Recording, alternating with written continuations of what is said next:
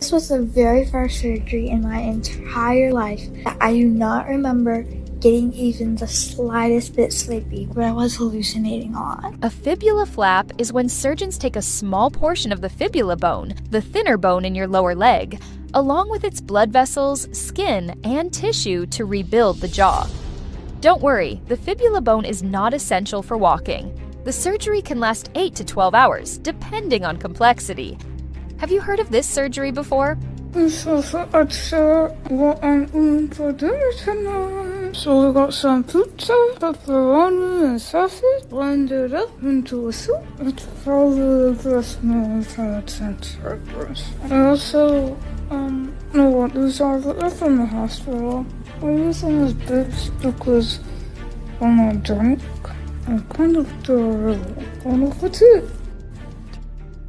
Reading my search history after being in the hospital for 12 days for having jaw and leg surgery. First up, we have the word sputum. I was trying to figure out what the stuff is called that was draining out of my trachea. Other word for pneumonia.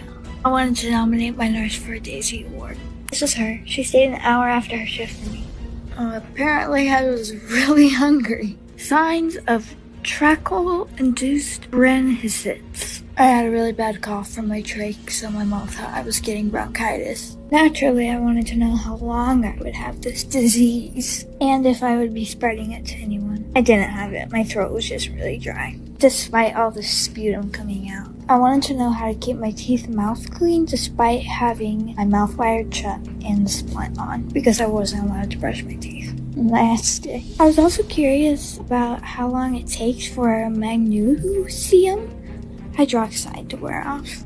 I have no idea what that is, I just know I got it in the hospital. I posted a TikTok of me in the hospital with my trachea and somebody commented and asked why I didn't have trach ties. I didn't know what that was, so I had to Google it. Rosolated.